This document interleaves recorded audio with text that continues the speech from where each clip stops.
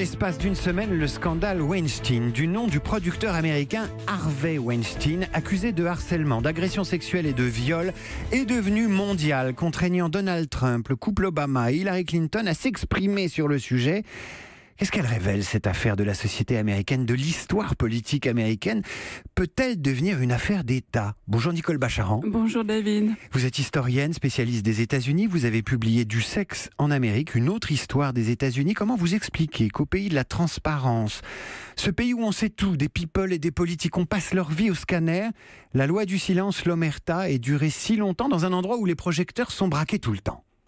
C'est vrai que c'est le pays de la transparence et c'est une vieille affaire parce que ça date des puritains, ça date de 1620.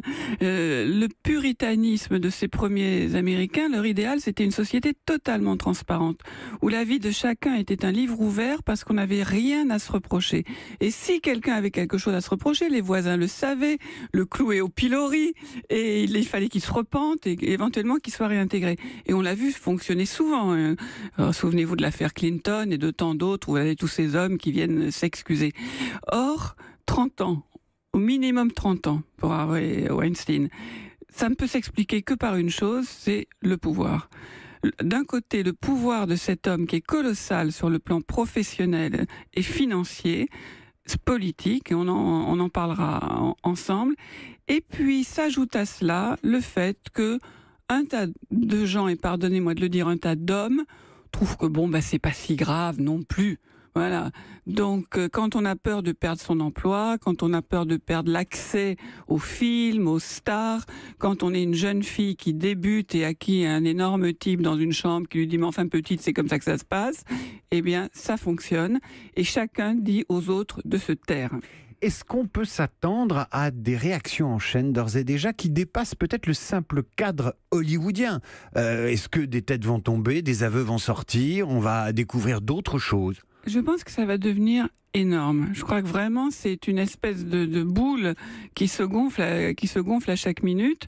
Hier, le patron des studios Amazon vient d'être suspendu parce qu'il vient d'être accusé de harcèlement sexuel par une productrice qui dit j'avais rien osé dire, mais toutes les femmes qui dénoncent Weinstein me donnent le courage d'y aller. Il faut qu'on y aille maintenant. À Fox News, donc chaîne télévisée éminemment républicaine, il y a des têtes qui sont tombées en 2016 au plus haut niveau. Le patron, la grosse star de la chaîne qui faisait le plus d'audimat. Maintenant que des femmes se sont mises à parler et qu'on les écoute, je crois que vraiment ça va devenir considérable. Il n'y a pas que Weinstein à Hollywood qui harcèle les femmes. Nicole Bacharan, historienne, spécialiste des États-Unis, en direct avec nous sur Europe 1.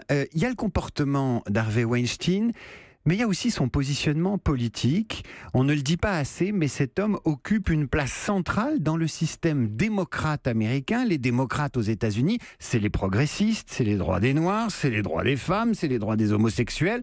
Ce colosse, il était dans ce camp-là. Mais complètement, il était dans le camp des gentils, dans le camp des bons. Et c'est d'ailleurs ce qui différencie une affaire de harcèlement sexuel dans le cinéma ou autre en France, qu'on peut parfaitement trouver si on gratte un peu, avec cette affaire américaine. Parce que Weinstein, producteur richissime, est également un sponsor de toutes les bonnes causes démocrates. Il a donné beaucoup d'argent à la campagne, aux deux campagnes de Barack Obama, aux campagnes d'Hillary Clinton, dont la dernière, aux campagnes de beaucoup de sénateurs et de sénatrices qui sont peut-être moins connus en France, et il a donné beaucoup d'argent à des bonnes causes, à la lutte contre la circulation des armes à feu, pour la défense des gays et des trans. Il a donné 5 millions de dollars pour une fondation à l'Université de Californie pour promouvoir les femmes réalisatrices. Et donc, c'est vraiment un pilier du Parti démocrate, un homme fantastique, disait Michelle Obama. Alors vous imaginez que l'affaire est éminemment politique et que les républicains sont aux anges. Alors justement, comment réagit le camp républicain? On crie à la tartufferie. Évidemment, parce que les républicains ont perdu un certain nombre des leurs. Justement, je parlais de Fox News, qui se sont fait violemment attaquer dans la presse démocrate et qui ont dû démissionner et payer lourdement les femmes qui se plaignaient de leurs agissements. Donc évidemment, on pointe le doigt en disant, voyez ces démocrates, tous ces gens très gentils qui défendent toutes ces bonnes causes, ils sont pourris jusqu'à l'os. Vous avez même Donald Trump qui, lui, se fend d'une déclaration et qui, au demeurant, quand on l'interroge sur, vous vous souvenez du fameux enregistrement où il se flattait d'attraper les femmes, vous savez comment, dit « Oh, mais c'était des propos de vestiaire ». Et la chose, je trouve, à la fois immonde et paradoxale, c'est que bon, il y a Weinstein, il y a certainement beaucoup d'autres Weinstein, peut-être moins importants, mais 63 millions d'Américains ont élu Donald Trump en sachant que c'était un homme qui agressait des femmes. Je vous parlais de 63 millions d'Américains. Vu de ce côté de l'Atlantique, on pense que l'Amérique, c'est le pays des femmes fortes, avec une codification des rapports hommes-femmes, où on demande à une femme son autorisation avant de lui parler, avant de la toucher, de lui serrer la main. Et en fait, c'est pas du tout ça. C'est parfois ça. Et c'est vrai que la sexualité, j'ai beaucoup travaillé là-dessus, elle s'aborde différemment en France et aux États-Unis. On n'est pas plus vertueux d'un côté ou de l'autre, hein, mais on est différent. Et les Américains, ils ont toujours ressenti que la nudité, le corps, la sexualité, c'était des domaines inquiétants qu'on ne pouvait pas vraiment maîtriser. Et l'envie de mettre ça dans la loi, dans la règle, c'est très profond. Et donc depuis, en gros, le début des années 90, il y a eu beaucoup de lois, il y a eu beaucoup de règlements.